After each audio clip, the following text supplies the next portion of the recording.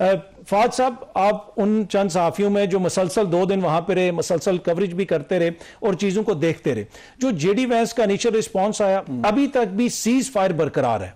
आप समझते हैं कि एंड ऑफ द रोड हो गई है? जो कुछ लोग कह रहे हैं कि मुज़ाकरात खत्म, सब कुछ नाकाम, ये अभी भी इसको सैल्वेज किया जा सकता है? बहुत शुक्रिया अतर। नहीं, मेरे ख्याल में तो सैल्वेज करने का वक्त भी है, अपॉर्चुनिटी भी है, और मुझे तो लगता है कि कुछ ना कुछ इम्कानात भी हैं। उसकी वजह यह है कि देखिए, दोनों साइड ने जो है वो सफारतकारी को, डिप्लोमेसी को रद्द नहीं किया। दोनों ने कहा है कि जी बात हो सकती है।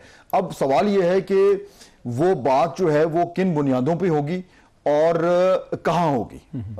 मेरे ख्याल में जो टर्म्स ऑफ एंगेजमेंट थे जो अमेरिका लेके आया था, वो तो ईरान ने रद्द कर दिया। उस एजेंडा पे तो अब बात नहीं हो सकती। अब मेरे ख्याल में एक तरफ तो नेवल ब्लॉकेड हो गया है। नेवल ब्लॉकेड से ट्रंप से अपनी जो डोमेस्टिक कंस्टिट्यूएंसी है उसको ये दिखा दिया है कि जी हम पीछे हटने वाले नहीं है। लेकिन मेरा ही ख्याल है कि वहां पे ये भी अंदाजा है कि हम जिस रवैये के साथ आए थे कि जी हम अगर जो कुछ हम जंग में नहीं जीत पाए वो हम मुज़ाकरात में जीत लेंगे, वो क्लियरली ईरान ने कह दिया कि जी ऐसा नहीं हो सकता। तो अब जो मुज़ाकरात अगर नेक्स्ट राउंड के लिए होते हैं तो मेरे ख्याल में उसमें थोड़ा सा और लचक होगी, लेकिन उस लचक को इतना हाई प्रोफाइल नहीं किया जाएगा क्योंकि उसके में फिर सियासी कॉनोटेशन आ जाते हैं। मेरे ख्याल में लो लेवल पे कुछ बातचीत होगी और उसमें पाकिस्तान का रोल जो है वो क्रूशियल है, फॉर द सोल रीजन कि इस वक्त पूरी दुनिया में सिर्फ एक मुल्क है जिसको दोनों साइडें जो हैं जो उसको ट्रस्ट कर। अच्छा फाद साहब, एक तो इंडियंस नाराज होंगे, उनका नाराज होना बनता भी, इररेलेवेंट है वो, और ये इररेलेवेंट उन्होंने अपने आप को खुद किया। दूसरा, जिस तरह अभी मुनीब कह रहे थे कि ये जो नई डायमेंशन इसमें आ गई है कि चीन कह रहा है कि भाई आप इस तरह ब्लॉकेड ना करें, ये भी एक टू बी ऑनेस्ट एक तरह से फ्लैश पॉइंट बन जाएगा एक नया। देखिए, ये बिल्कुल बनेगा, आप दुरुस्त कह रहे हैं, और उसमें दो उसके बड़े इंटरेस्टिंग उसके और रेलिवेंट पहलू हैं। एक तो ये कि इस ब्लॉकेड से जो supply side of this crisis है वो भरकर सामने आएगी। यानी पहले तो ये था कि जी सप्लाई तो चलें फिर भी थी, लेकिन प्राइस जो है वो एकदम ऊपर चली गई थी because of the shock value. अब अगर सप्लाई भी कम होना शुरू हो जाएगी तो उससे तो और ज्यादा प्रेशर आएगा, पहला। दूसरा ये कि और जो उन्होंने जो स्पीकर हैं ईरान के पार्लियामेंट के, उन्होंने जो ट्वीट की है और उन्होंने अमेरिकनों को कहा है कि ये जो अभी आप ब्लॉकेड कर रहे हैं इससे जो $4, $4.5, $5 की जो आपको पेट्रोल मिल रहा है, ये भी आपको एक नॉस्टैल्जिक इसका नॉस्टैल्जिया होगा जिधर ये पेट्रोल की प्राइस जाएगी। दूसरा उसका पॉलिटिकल एंगल है जिसका आपने जिक्र किया कि भाई चीन की अगर शिप रोक दी तो फिर तो ये मेरा नहीं ख्याल कि this has been thought through. और इसलिए आप देखें कि चीन ने जो बयान दिया आज वो इसलिए है क्योंकि ये एक जियोपॉलिटिकल क्राइसिस खड़ा हो सकता है। और ये भी ज़हन में रखें कि चीन का जो बल्क ऑफ उसका जो ऑयल सप्लाई है वो इधर से आता है, तो उसके लिए तो बड़ा सीरियस प्रॉब्लम खड़ा हो गया। तो मेरे ख्याल में ये इन्होंने जो ब्लॉकेड किया है ये कर तो दिया है और अभी ये इन इफेक्ट आने वाला है, लेकिन मुझे नहीं लगता कि ज्यादा दिन चल पाएगा। ठीक, अच्छा, इसमें अभी आप समझते हैं कि जिस वक्त अभी हम बात कर रहे हैं, ऑल्दो लग रहा है ऐसे है कि कोई राब्ता नहीं है दोनों साइड पे, लेकिन बैकग्राउंड में कहीं ना कहीं कुछ ना कुछ थोड़ा बहुत आपको लगता है कि कुछ हो रहा होगा? मेरे ख्याल में अगर कुछ हो रहा है तो वो इधर इस्लामाबाद से ही हो रहा है, इसमें तो कुछ शक ही नहीं है। क्योंकि जो देखिए ना, आप उसको इस तरह देखें कि पहला स्टेप था कि इन लोगों को यहां तक लाना। जो लोग अपने ऊपर मिसाइल दाग रहे थे 48 घंटे या 72 घंटे के अंदर वो इस्लामाबाद में एक दूसरे के सामने बैठे हुए थे। मतलब इससे बड़ी कामयाबी पाकिस्तान की और क्या हो सकती है? तहजीब खत्म करने की बात कर रहे थे। सोचें, मतलब उधर से और फिर इधर आके आपस में मिलना भी सही मिले। अगर जेडी वैंस और उनकी दूसरे जो ईरानियन जो स्पीकर थे वो मिले तो हाथ भी तो मिलाया होगा ना। तस्वीर नहीं है लेकिन मिलाया तो होगा, वो लड़के तो नहीं गए।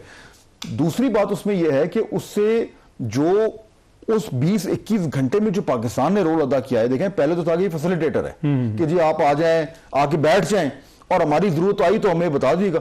उन्होंने कहा नहीं, आप बैठेंगे और ये बायलैटरल नहीं ट्राइलैटरल डायलॉग, यानी फॉर्मली पाकिस्तान को उसका हिस्सा बनाया। तो वो जो ट्रस्ट लेवल है जो टॉक से पहले था, इन 20-22 घंटे में वो और बढ़ गया है। तो मेरे ख्याल में जो भी बातचीत होनी है वो पाकिस्तान के थ्रू ही होनी है। और आखिरी बात यह कि मेरे ख्याल में इस वक्त जो पहले तो था ना कि जी हमारे दफ्तर खारजा कितनी बिजी थी और नजर आ रहा था, अब मेरे ख्याल में उससे ज्यादा बिजी होगी लेकिन वो नजर नहीं आ रहा। जी फौज साहब, ये वैसे बड़ा इंपॉर्टेंट पॉइंट है कि अगर आपने एटम बम बनाना नहीं है तो भाई क्यों रोज अपने ऊपर बमबारी करवाते हो, इसको गिव अप कर दो।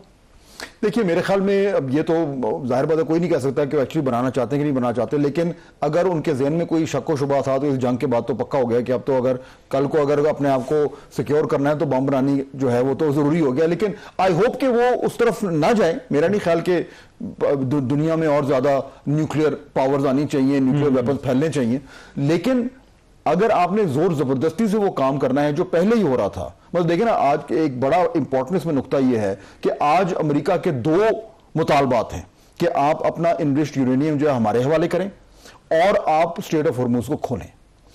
इनरिच्ड यूरेनियम को कम करने, हैंडओवर करने के लिए आज से कई साल पहले ईरान बहुत हद तक तैयार हो गया था, वो डील हो भी गई थी, और जो स्ट्रेट ऑफ हॉर्मुज है वो 8 से चंद हफ्ते पहले तक खुला हुआ था। तो ये दोनों काम जो है ईरान पहले मान चुका था। अब उस वक्त रद्द करके उनके ऊपर जंग मुसल्लत करके अब आप वो कह रहे हैं जो पहले मान चुके थे, अब वो क्यों मानेंगे? तो मेरे ख्याल में इस वक्त ईरान के अंदर ये बिल्कुल क्लैरिटी है कि जी जो अमेरिका जंग के जरिए चाह रहा था वो नहीं कर पाया।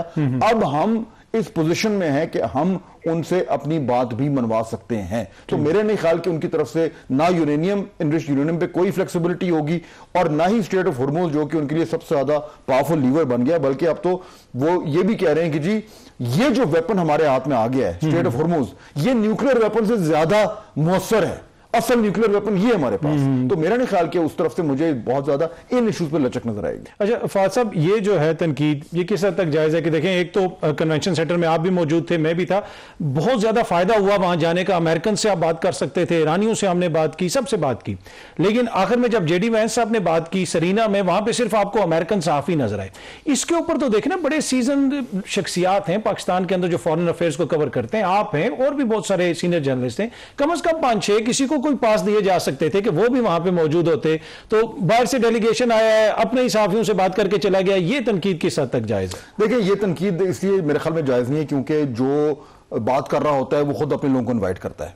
ये जेडी वैंस की प्रेस कॉन्फ्रेंस में पीआईडी मेरे ख्याल में लोगों को इनवाइट नहीं कर रहा था, वो जो व्हाइट हाउस या उनका जो अपना टीम है वही करती है। तो पहली बात है, ये तो मेरे ख्याल में कोई ऐसी वो चीज नहीं है। दूसरी बात ये कि देखिए इसमें नोट करें कि दोनों जो फरीकैन आए हुए थे वो अपना अपना विक्ट्री का नैरेटिव लेके आए हुए थे और वो उस विक्ट्री के नैरेटिव को मीडिया के थ्रू पुश करते हैं। उनके पास एक वेस्टेड इंटरेस्ट था कि वो अपने सहाफियों को अपना नैरेटिव पेश करें।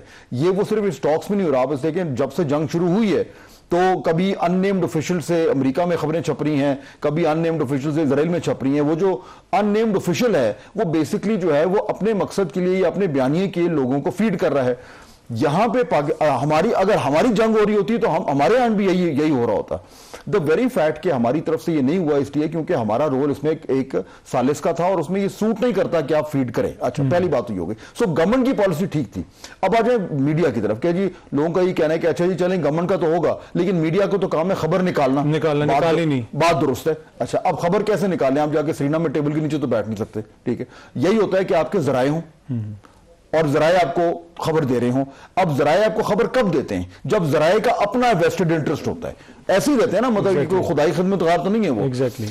अमेरिका के जराए अमेरिका जर्नलिस्ट को फीड कर रहे थे क्योंकि उनका मकसद था। सेम फॉर ईरान, हमारे जराए का मकसद था कि खबर नहीं देनी क्योंकि उससे कुछ गड़बड़ हो सकती है।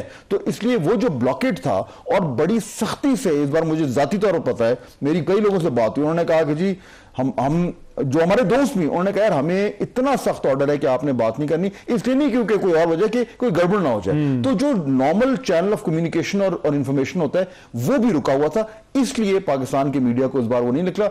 आखिरी बात, क्या इसका मतलब है कि हम दुनिया के सबसे बेहतरीन मीडिया नहीं है? हमारी प्रोफेशनल कमियां हैं, हमारी प्रोफेशनल कमजोरियां हैं कि हम उस तरीके से स्पेशलाइज अच्छी तगड़ी रिपोर्टिंग नहीं कर सकते। वो नॉर्मली हाईलाइट नहीं होती। इस बार क्यों हाईलाइट हो गई? क्योंकि कंपैरिजन हो गया। तो वो भी एक कमी है जिसको आपको एक्नॉलेज करना चाहिए। बट दूसरी तरफ ये भी इशू था।